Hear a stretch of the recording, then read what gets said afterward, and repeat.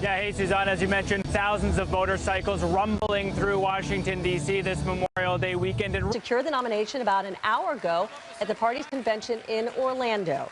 This will be Johnson's second time to run as the Libertarian presidential candidate. He ran in 2012, finished with nearly 1% of the national vote. For his acceptance speech, Johnson made a plea to the convention to elect former Massachusetts Governor Bill Weld as his running mate. If it is Bill Weld, there's a real possibility that we can achieve major party status in this country. And who would have dreamed that that was possible 4 years ago? We're going to have a live report from the convention later this hour. Donald Trump taking his campaign roadshow to the nation's capital. This is for the motorcycle rally saluting veterans. I want to take a live look here. This is the annual Rolling Thunder bike rally at the Lincoln Memorial. You see people gathering there. For nearly 30 years, thousands of motorcyclists, they've met in the Washington area for the Memorial Weekend. And this rally is designed to call attention to prisoners of war and those servicemen and women listed as missing in action. Trump often touts his advocacy for retired veterans, but he's also made disparaging comments about prisoners of war in the past. Trump once suggested that Senator John McCain, a POW from the Vietnam War, was not a hero because he was captured. Our CNN's Scott McLean is covering the rally for us. So, Scott, what do we expect to hear from Trump when he arrives? And it'll be interesting to see how the crowd receives him. yeah, certainly will, Suzanne. Look, Donald Trump, as you mentioned, talks constantly about his support for veterans, but it is not very often that he gets the chance to speak to them directly. Today, he will have his chance speaking at this event today, expected to be here within the hour. We've just gotten word that his crew has just left Dulles Airport, so expected to be here soon. Now, for the last couple of hours, we've heard the constant drone of motorcycles riding around the Capitol and across the Potomac River to the National Mall. To pay respect to POWs and soldiers who are missing in action, as you mentioned. A lot of these people are veterans themselves. So what do they think of Donald Trump? This is not a Donald Trump sanctioned event in particular. In fact, a lot of the people here didn't even know that he would be here. But anecdotally, we've actually heard a lot of support for Donald Trump. They like that he's not a politician. They like that he might shake things up in Washington, D.C., but that support is far from universal. You mentioned those John McCain comments. Well, yesterday on CNN, former Senator Bob Dole actually called on Donald Trump, who he supports, to apologize to POWs for his comments. Now, the comments don't sit well with everyone here for sure, but a lot of people are willing to look past them when I asked about whether or not they think Donald Trump would be good for veterans. Listen.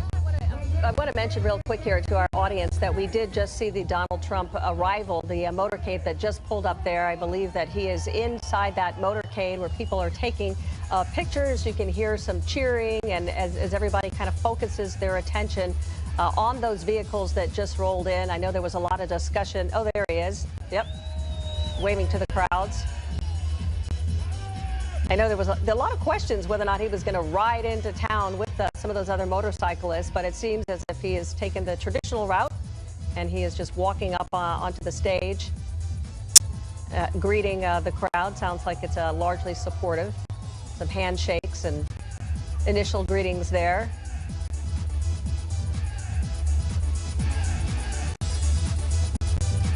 Yeah, so Suzanne, you know, Donald Trump, we know, is actually, it looks like he's speaking now. So, we love those signs. Make America great again. Very simple. Make America great again. So, in riding over, there are hundreds of thousands of people all along the highways, and they can't get in. In other words, you're very good at real estate. You got in. Congratulations. Congratulations. It's a great way to spend a very, very important day. And you know what that day is. We have so many friends and so many family. And look, Memorial Day, so important. It's our day. And we have to be very proud of it, and we are very proud of it. And it's an honor to be with you. Thank you very much. I appreciate it. So, Rolling Thunder, I will say, no matter where I go, Rolling Thunder. Look at all these bikers. Do we love the bikers? Yes. We love the bikers. But all over the place, no matter where I go, there's bikers. And they come with the bikers, and the bikes are all over. We've had cases where we'd have, like, I'd make a speech, and we'd have 500 bikes. We'd have 1,000 bikes. And I said, what are they all doing here? And my people would say, they're here to protect you, Mr. Trump. It's an amazing thing. It's an amazing thing. And I want to tell you, some of these people are tough. And some of the guys I see on that bike, I'll tell you what, they're rough. And I get out and I shake their hands, and they are, I'll tell you, there is love. There is love, and it's an incredible feeling. And that's why I wanted to be with you today, and I really appreciate being invited, because we're with you 100%. We're with you 100%. 100%. Thank you. He just said, and we're with you 100%. Well, we're going to do some things that we can't have Hillary Clinton be our president. That I can tell you. That's all we need. That's all we need. And just so you know, and speaking of that, as you know, she wants to abolish the Second Amendment. Remember that. And we are going to protect our Second Amendment, every little inch of our Second Amendment. And the NRA, as you saw, the NRA just came out last week and endorsed Donald Trump sooner than they've ever endorsed any candidate ever before. So that was an honor, and they are amazing people. Amazing people. So we have a lot of things that we have to straighten out in our country.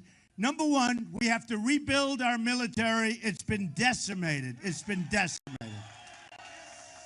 When you think of the great General Patton and all of our great generals, they're spinning in their graves when they watch We Can't Beat ISIS. We're going to beat ISIS. We're going to knock the hell out of them. We're going to end it. We're going to end it. Remember that. So we're going to rebuild our military. We're going to make it bigger and bigger and better and stronger than ever before. We have no choice. We have to do it. And by the way, it's the single cheapest thing we can do. Believe me. So we're going to rebuild our military, and we're going to take care of our veterans. Our veterans have been treated so badly in this country. You have a secretary that last week said, no, the wait time doesn't matter. Forget about wait time. I know people, and I've gotten to know so many vets, and we just raised almost $6 million for the vets because I didn't do a television show. I said, let's do this, and we're announcing on Tuesday all of the groups that we put up this money, and we raised this tremendous amount of money because we love the vets, and that's going to be announced on Tuesday. All of the groups that have gotten the money will be announced on Tuesday. We're having a big press conference, and it's going to be great, and it's going to be a great day. But we have to take care of our vets, and in many cases, illegal immigrants are taking much care, really are taking much better care by this country taken care of than our veterans.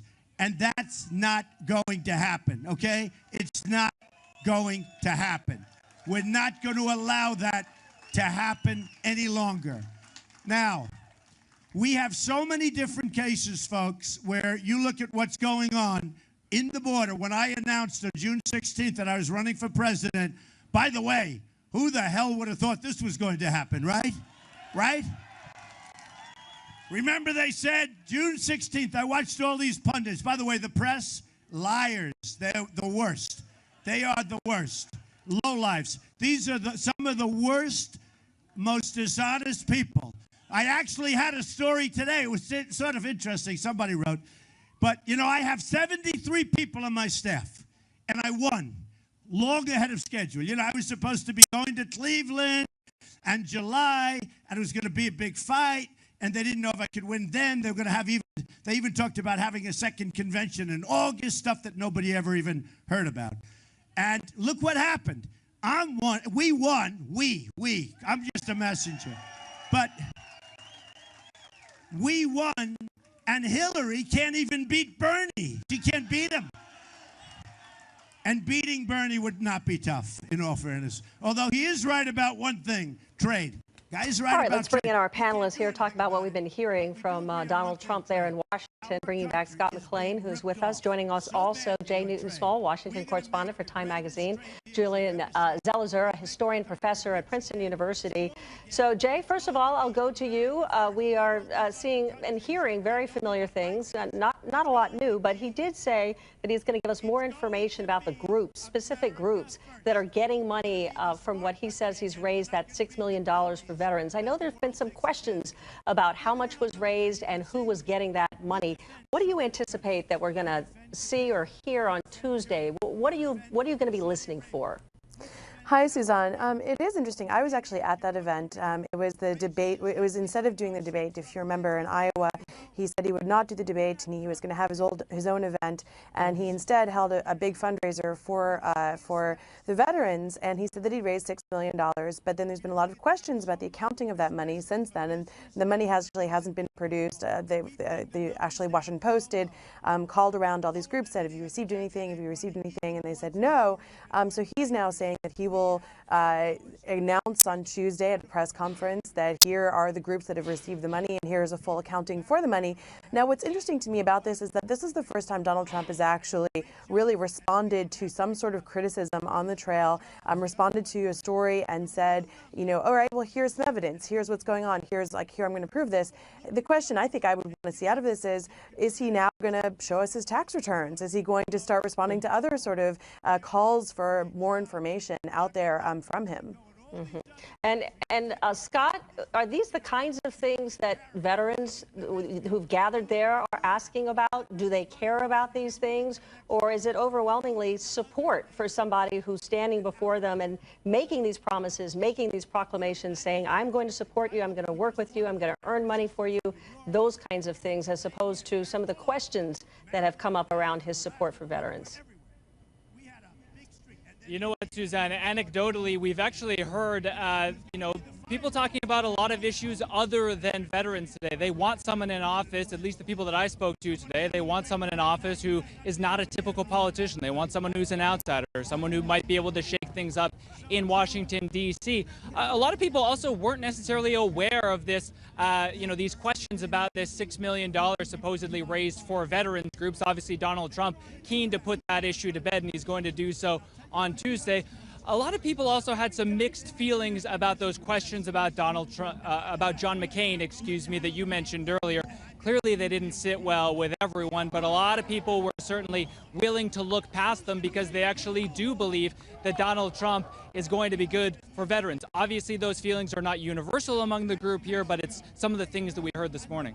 And Julian, we've heard again Donald Trump saying that he's going to knock the hell out of ISIS. We've heard this kind of tough talk before. Is this the kind of thing you think that American voters want to hear, or do you think he's listening and he's talking to kind of a war-weary American electorate, people who are like, we've had enough. We've had enough of these wars. Maybe this isn't really what we want to hear. What do you make of his kind of, taking on ISIS and this really robust military effort? Well, he's actually tried to have it both ways. So on the one hand, he's talked about limiting American commitments overseas and using force selectively. And then he says when he is going to use force, he will use it in overwhelming fashion. And I think so far, the evidence is in the votes. And I think it's been playing well with the Republican electorate. And the question is, does that do well as he tries to broaden his reach? And does the war weariness from Iraq start to cut against some of these kind of claims? But so far it has not. Yeah, and to this crowd, he is saying he wants to build the military. I mean, before he said he really doesn't want that big footprint around the globe. Jay, this is, again, one of those situations where you hear him speaking very much in this kind of duality, maybe even opposites, if you will. How do people really figure out what it is that he is going to do, what the real policy and his philosophy is about how he would govern? That's the real challenge here, Suzanne, is, he seems to he says one thing to one group and says another thing to another group, and it makes it very difficult to figure out what he would actually do in office as president. And I think it also makes it very difficult to some degree to run against him and to criticize him, because you criticize him on one thing and then he says something completely different. For example, with fiscal conservatives, he's always said that he would shrink the government, shrink the military. Now he's saying to defense hawks that he would grow the military. I mean, which I'm sure fiscal conservatives will be upset about.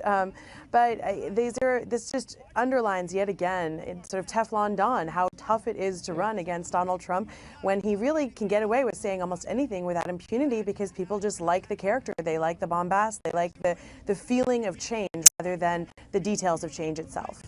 All right, we're going to have to leave it there. Thank you so much, everybody. Great talking to you. Jay Newton-Small, Scott McLean, Julian Zelizer, and of course, we're going to be right back. We're going to take a quick break.